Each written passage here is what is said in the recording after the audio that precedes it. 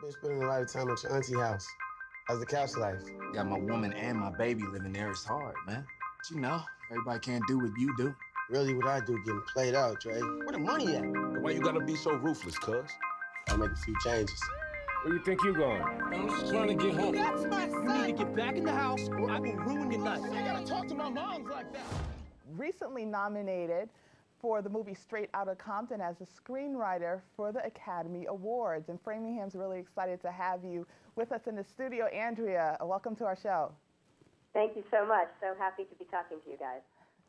Well, you know, I want to talk about how a young lady coming out of Framingham ends up on the streets of Compton talking, you know, about a very really rich story that hasn't really been told on big screen before. Well, it was a long journey. It didn't happen overnight, of course, but you know, my days in Framingham definitely prepped me well. I had a great education there at Framingham South High School, and after Framingham, I went to college, and then I spent a couple of years in New York City doing theater there, and eventually made my way to Los Angeles. And pretty soon after arriving in LA, I realized I really enjoyed writing. That had been something new to me. I wasn't a writer leading up to that point. Wow. And, you know, because I was in LA and everybody else was writing screenplays, I thought, well, I might as well try writing a screenplay.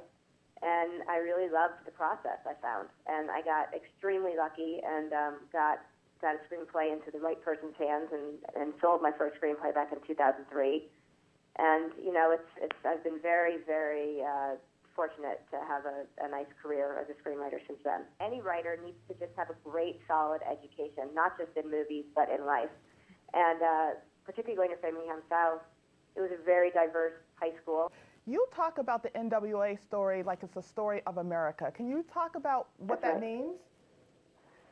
Well, you know, growing up in the Boston area in the 80s and the early 90s, there was a lot of talk about, you know, school desegregation and busing and all of that. So civil rights was something that I was well aware of from a very young age. And my mother is retired now, but she was the director of the Massachusetts Office on Disabilities, which really is the organization that protects the civil rights of people with disabilities. So civil rights is something that I've been really, you know, passionate about from a very young age. And all of that has, you know, its grassroots in the Massachusetts, what's going on in Massachusetts. These are artists. You know, I knew that the music in the movie was going to be fantastic. That sort of goes without saying. And so for me, it wasn't going to be a movie about, you know, a music movie. It was going to be, it had to be about something else. You know, I didn't want to just do what was obvious. I wanted to do bigger ideas. And so I realized really that the rise of hip-hop very much is the story of the culture of America at the end of the 20th century. I mean, and what is it like to grow up under that level of police presence right in your face? I think that, you know, there are many of us who fortunately don't have to understand what that feels like. But I thought it's imperative to really show people what that feels like and what that situation results in. Particularly people like Ice Cube and Dr. Dre, who are such huge icons. And we see that, you know what, they were just black kids like any other black kid at one point.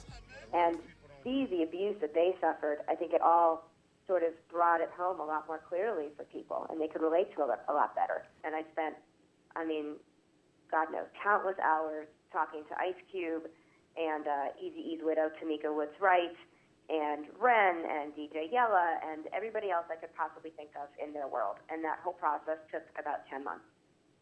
And by the way, I also spoke with civil rights activists and an incredible professor out of USC named Todd Boyd. He's a professor of hip-hop. And, you know, I just sort of tried to get a big picture of how has hip-hop influenced our culture and NWA, you know, in particular. And so, were there times where you were threatened or felt threatened? Well, I never felt threatened, of course. I mean, you know, they're businessmen and they're responsible adults, and I never felt threatened. And, you know, they were also, you know, there were a couple of people, particularly Sid Knight, I asked, could I interview him? And they all sort of, as a chorus, said no. It was all very thrilling. It was a long process. I worked on the movie for years, and, you know, I'm really just so happy that people got it. Well, Andrea Berloff, we're really excited. You came from Framingham South, and you're making such a mark on Hollywood. And we look forward to more of your movies being both nominated and awarded at the Academy Awards. Me too. Well, I miss Framingham lots. I hope that everybody there as well. And thank you so much for all of your thoughtful questions. Thank you. It's been a joy.